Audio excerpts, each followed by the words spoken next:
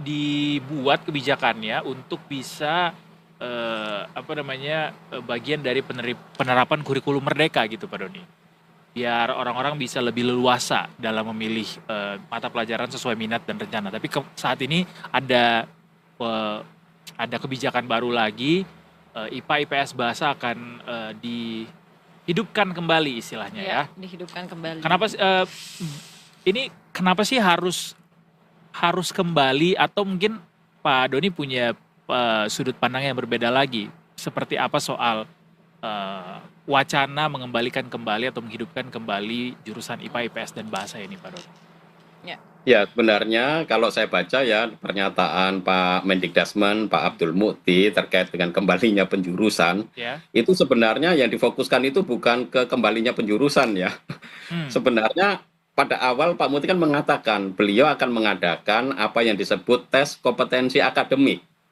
Jadi kebijakan barunya itu bukan kembali ke penjurusan, tetapi adanya kebijakan namanya tes kompetensi akademik yang dipakai untuk proses seleksi masuk ke perguruan tinggi nanti, maupun untuk menilai hasil belajar siswa kalau misalkan nanti itu ada misalkan jalur prestasi dan lain-lain, sehingga lebih objektif.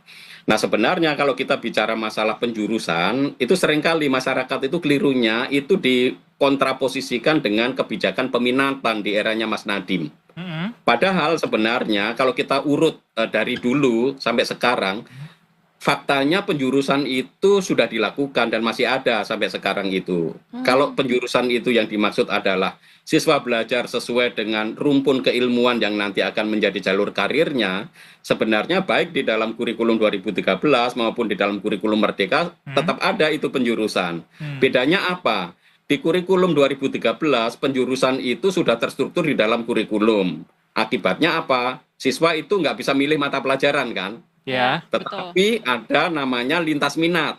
Karena untuk waktu itu kan tetap aja kurikulum 2013 kan filosofinya tetap berpusat pada anak, pengembangan minat dan bakat. Maka di dalam kurikulum 2013 ada namanya lintas minat. Tetapi lintas minat ini kan kalau anak di jurusan IPA, dia lintas minatnya milih ke IPS kan. Dan itu akhirnya juga minatnya dipaksakan toh karena dibangun di dalam sebuah sistem. Maka kelemahan ini diperbaiki oleh Mas Nadiem dengan cara kurikulum Merdeka. Di dalam kurikulum Merdeka itu peminatan itu diperkuat sehingga dianggap sebagai dihapus penjurusannya. Tetapi sebenarnya peminatan itu kan juga menjuruskan dalam arti memilih sesuai dengan rumpun keilmuannya. Bedanya adalah peminatan di era Mas Nadiem itu siswa boleh memilih mata pelajaran sesuai dengan bimbingan dari guru ya untuk nanti jalur karirnya seperti apa. Nah itu penjurusan juga sebenarnya meskipun namanya peminatan. Kalau di dalam kurikulum 2013 itu namanya lintas minat. Jadi sebenarnya penjurusan dan peminatan itu tetap ada. Lalu yang berikutnya adalah yang menjadi masalah sebenarnya di eranya Mas Nadiem itu ketika ada kurikulum Merdeka dengan peminatan, loh kok seleksi masuk perguruan tingginya itu disesuaikan dengan peminatannya. Maksudnya begini, disesuaikannya itu malah dihapuskan ya. Jadi sebelumnya itu kan ada seleksi masuk perguruan tinggi berdasarkan rumpun keilmuan, ya kan? Iya. Tapi sama Mas Nadiem itu dihapus, diganti dengan namanya tes potensi akademik. Tes potensi akademik ya? Ini hanya berisi penalaran, jadi kemampuan berpikir kritis, lalu matematika, bahasa Indonesia dan bahasa Inggris. Jadi ini adalah ilmu yang dianggap sebagai transversal, lintas gitu, apapun bisa dipakai untuk menyeleksi mahasiswa yang terbaik.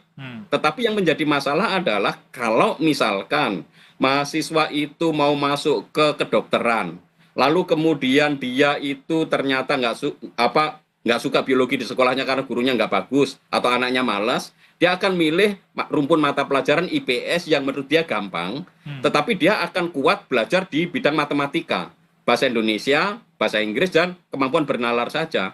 Anak seperti ini bisa lolos di kedokteran, tetapi nanti dia nggak akan bisa bagus karena apa? Dia nggak dapat kimia, dia nggak dapat biologi.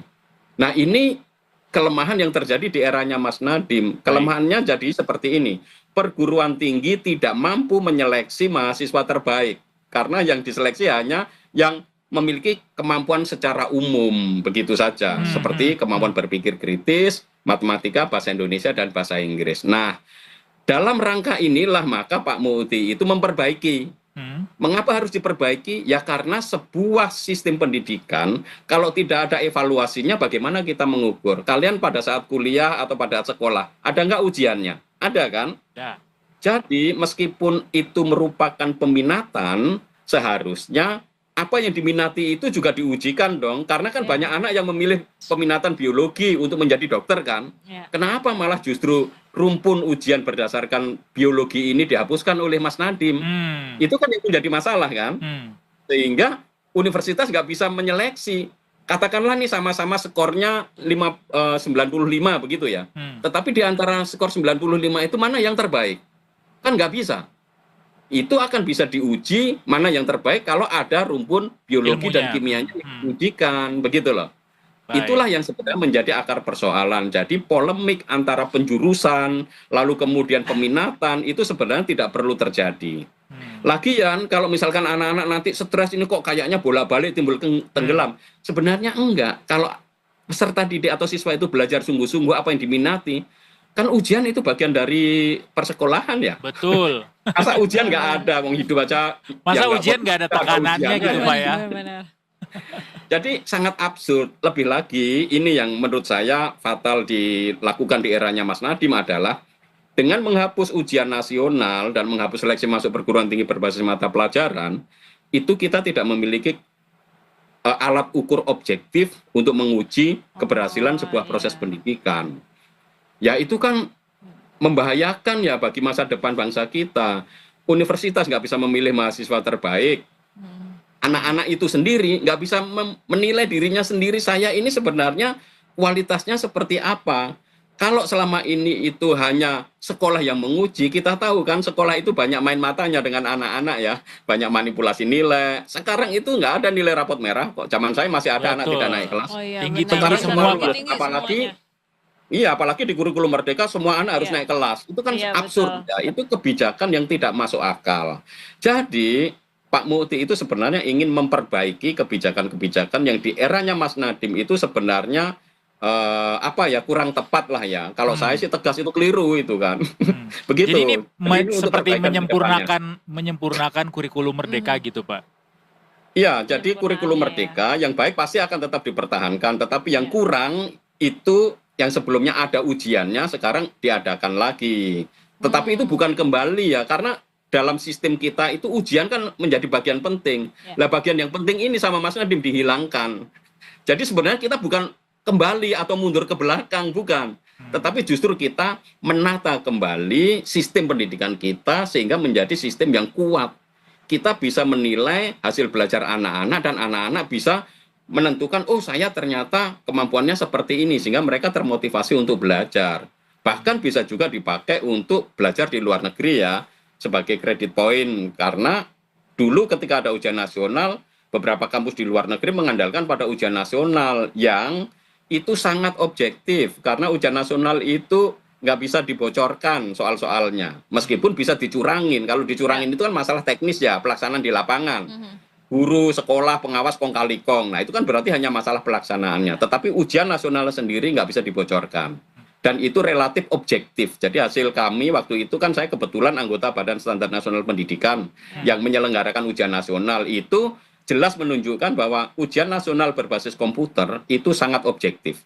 Beberapa sekolah swasta yang sebelum ujian nasional berbasis komputer itu peringkatnya itu di atas 20 di satu provinsi, begitu ada UNBK dia langsung peringkatnya 10 besar. Itu artinya apa?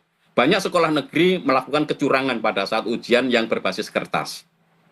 Jadi kalau kita bicara masalah ujian nasional, kita harus lihat beda zaman 2013 ketika berbasis kertas dengan berbasis komputer. Nah, asesmen yang sudah bagus ini dihilangkan oleh Mas Nadiem dan tentu saja penghilangan ini melanggar pasal 57 Undang-Undang Sisdiknas sebenarnya. Begitu.